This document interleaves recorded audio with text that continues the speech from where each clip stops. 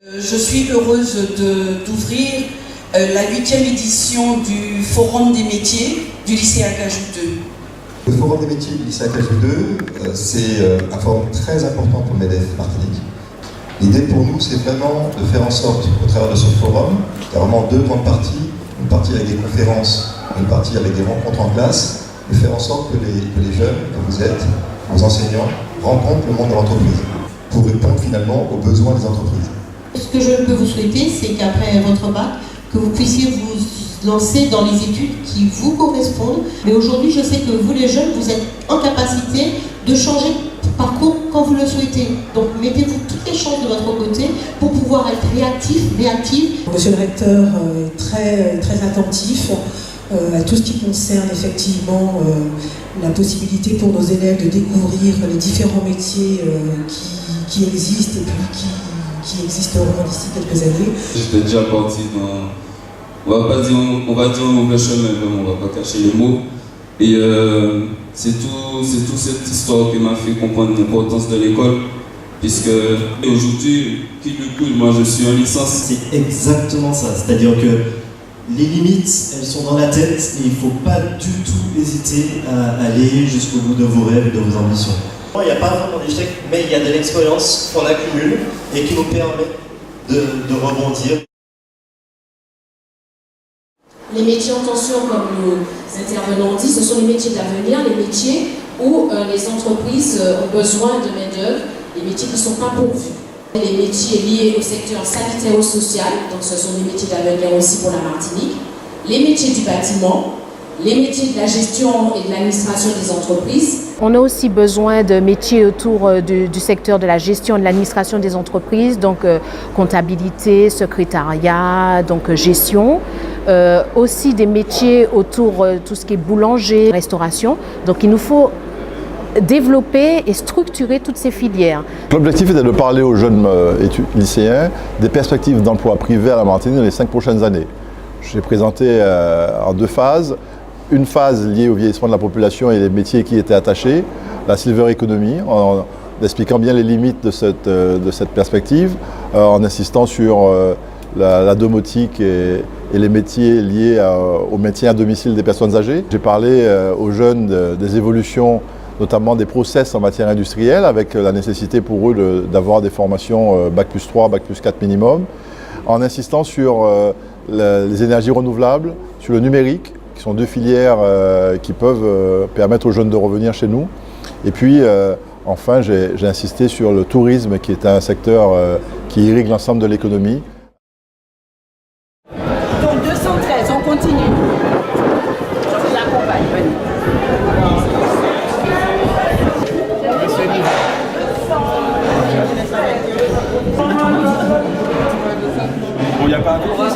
L'objectif, c'est pour eux de vous expliquer leur parcours et puis j'espère que vous aurez beaucoup de questions à poser parce que tous les métiers qui sont là, ce sont des métiers qui sont en tension et ce sont des métiers d'avenir.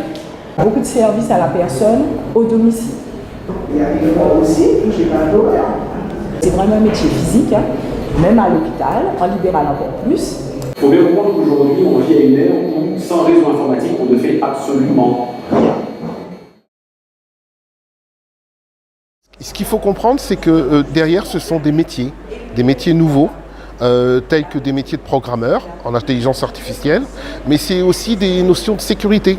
Donc ça va entraîner aussi la mise en œuvre de nouveaux métiers tels que consultant ou ingénieur en cyberdéfense. La course et développement, en fait, ne fait que commencer. Vous avez donc votre place.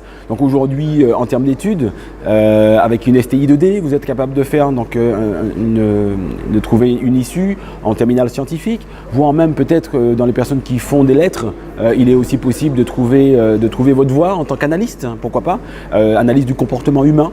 Donc aujourd'hui, plein de débouchés existent pour pouvoir pourvoir des fonctions dans le cadre du développement de l'IA. Si on veut s'orienter sur un aspect mécanique, concevoir des systèmes, là on va s'orienter vers un métier d'ingénieur mécanique. Sinon, si on veut créer des figurines, dans le domaine artistique, créer des tableaux, créer des pièces, créer des chaises, là on va s'orienter plus vers un métier de designer. La transition énergétique, c'est un sujet qui est vaste. Je vais prendre l'exemple de la centrale thermique biomasse qui va faire appel à un panel de métiers qui va aller du technicien, chef de car, responsable exploitation, responsable sécurité environnement, le directeur de la centrale, mais aussi des ingénieurs pour le management de projets sur l'approvisionnement des filières, des techniciens logistiques pour travailler sur les stratégies de collecte, de tri, de stockage et de transformation des combustibles. On peut travailler à la fois sur l'environnement, sur la transition énergétique, dans le développement durable. Donc les métiers spécifiques, donc c'est l'hygiène, la qualité, la sécurité, l'environnement. Il y a du SPAVEL qui vous attend à EDF, à la SARA, à l'IOMA, au SNCF. Que dans le milieu de la santé, il y a vraiment énormément de métiers. C'est vrai qu'on pense très souvent aux professionnels de santé qu'on connaît le mieux, à savoir le médecin, le pharmacien, le masseur-kinésithérapeute ou l'infirmier. Mais le domaine de la santé, c'est 200 métiers dans tout un tas de champs, à savoir le soin, le technique, le médico-technique, l'administratif, le management. Donc il y a vraiment de quoi faire. L'intérêt de venir aujourd'hui participer au Forum des métiers, c'est faire découvrir ma profession, la chiropraxie, qui est une thérapie manuelle, une médecine manuelle qui permet de traiter les troubles neuromusculo-squelettiques. Et c'est une thérapie originaire des États-Unis, donc peu connue en métropole, mais qui tend à se développer. Nous sommes que 3 chiropracteurs sur l'île.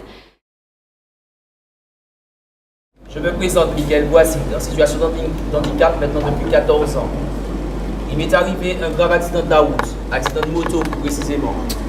Je suis aujourd'hui propriétaire d'une holding, d'une entreprise qui vaut plus de 1 300 000 €. J'ai créé cette entreprise il y a 3 ans et j'ai vu du jour au lendemain les choses s'effondrer. Mais néanmoins, je suis encore là. Vous savez déjà, première chose, et ce qu'on ne vous dira jamais, c'est l'intégrité. On aura toujours du mal à vous parler de ça. Parce que l'intégrité, quand on veut entreprendre, il faut d'abord être vrai avec soi-même.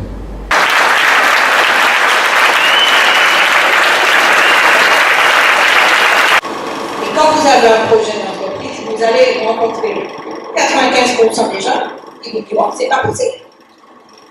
Appuyez-vous sur les 5%. Il faut des ingénieurs polyvalents, il faut des techniciens polyvalents qui maîtrisent à la fois la mécanique et l'électronique, et d'une manière plus globale l'informatique. Donc si vous faites par exemple un BTS électrotechnique, dites-vous que vous pouvez faire une spécialité mécatronique. Dans le monde de l'entreprise, il faudra déjà entre vous différencier, parce que comme je vous expliquais, vous êtes déjà en compétition. Pour moi, ça représente une occasion de s'informer directement face à face avec les personnes de ce qu'ils ont traversé, de comment ils travaillent et abordent leurs activités en ce moment.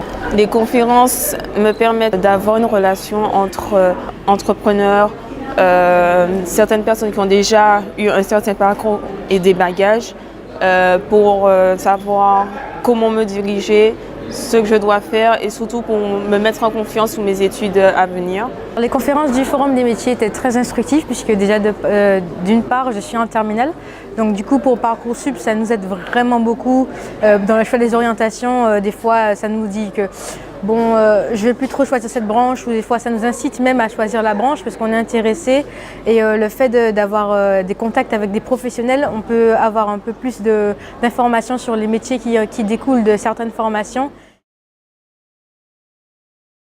Donc quel est le but de ce forum des métiers? C'est vous apprendre et vous diriger vers les métiers qui seront ceux de demain. Vous aurez toujours des défis à relever, et encore plus de défis à relever lorsque vous serez salarié ou que vous seriez chef d'entreprise. J'ai l'avantage d'occuper ces deux fonctions. Effectivement, je suis salarié d'un grand groupe, mais j'ai également ma propre entreprise. Il faut montrer des expériences qu'on peut faire. Il n'y a pas de raison qu'on ne réussisse pas, à la condition que l'on veuille mettre ce qu'il faut et avoir surtout une vision de ce que l'on souhaite. Même si vous partez pour vous former, connaissez-vous d'abord, allez connaître l'ailleurs, mais pensez à revenir au pays pour mettre vos compétences au service du pays. Pour les conférences, nous avons eu 16 intervenants. Pour les ateliers, nous avons eu 45 professionnels mis à notre disposition, soit un total de 70 professionnels qui ont eu l'occasion, pendant toute cette semaine, de vous donner leur temps, leur passion, et puis de vous faire partager les valeurs du monde de l'entreprise. Donc, nous allons remercier effectivement le MEDEF pour la qualité des intervenants. Et puis, nos intervenants nous ont dit une chose, les élèves du lycée Acajou sont très bons.